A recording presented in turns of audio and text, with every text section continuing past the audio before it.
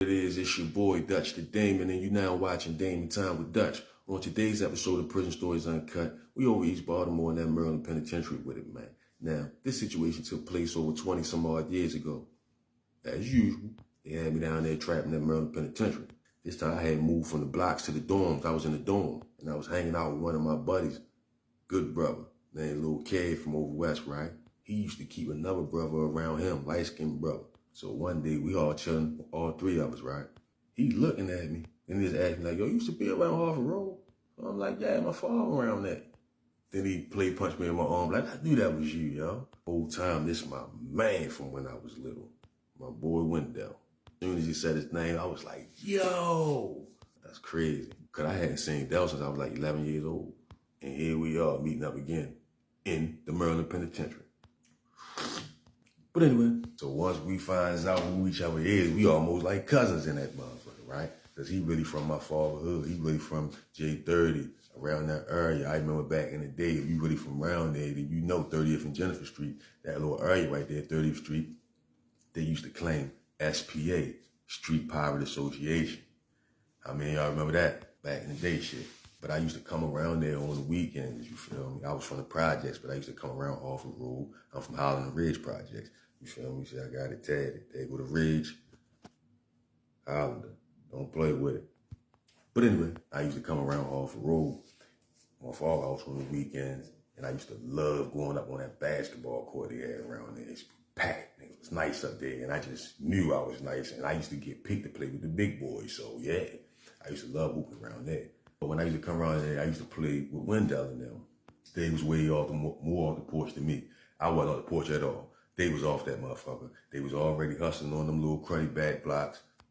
I was playing basketball and really watching them soaking up game. They were only older than me by maybe 1 or 2 years, but they was way off the porch than me.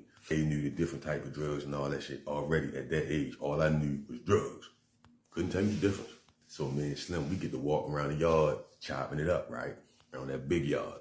Me, him, and Lil Kid. Lil Kid was wild as shit. That's my man from over West Baltimore. Sure to get wild and dangerous. And he stayed in shit when he come in the joint. Stayed in some bullshit. I remember this nigga came in the system. We was over DOC together, diagnostic building, before we even got sent in the system. We was over there getting processed before we get in, right? And we started out together. We got split up, both got sent to 2 different prisons. He went home, came back, came in that new jail. I was in there. He looked like, yo, you still in? He came back 7 years later. I was still in there. And this story I'm telling y'all now, that was my 3rd time seeing him. He had came back in the Maryland Penitentiary.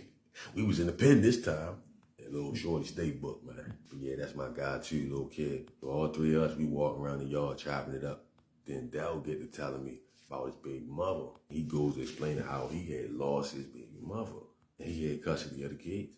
Man, I'm like, damn, for real? Because at this time, we like in our 20s, right?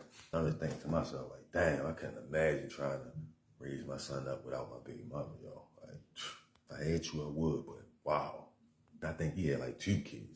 But yeah, he get to telling me he lost her and somebody in his family was responsible for it. I'm like, what? Man, say he had a dude in his family that wasn't right upstairs, that was still living in the family house, living in Big Mama house with everybody else. Long story short, he said one day he wasn't home, wasn't nobody in there, but crazy yo. His baby mom stopped over the house to get something. She comes in the house, long story short, she's no longer with us. So just hearing this fucked me up for real, man. I was like, damn, shorty. Now I'm already knowing he rap, he knowing I rap. We done rap a few rounds for each other. And he was like, yo, I got something new. And he was like, yo, I wrote this for my baby mother. You feel me? He was like, so I want to let y'all niggas hear this shit, man. Now we walking around the yard, me and Lil Kid. So he hit that joint like, calendars, you've been gone for some calendars.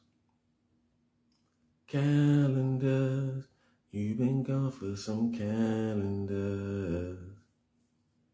Oh, I wish you were here. No, I won't, but I won't shed a tear.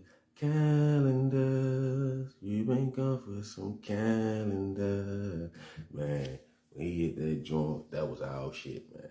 And we used to like, they'll rock that joint in the dorm every night before we go to sleep, man. That would be like, man, quiet on the tick, and he'd get the rockin' that joint. I don't know the whole song, I just know the hook, but that shit hard, man. Shorty was nice.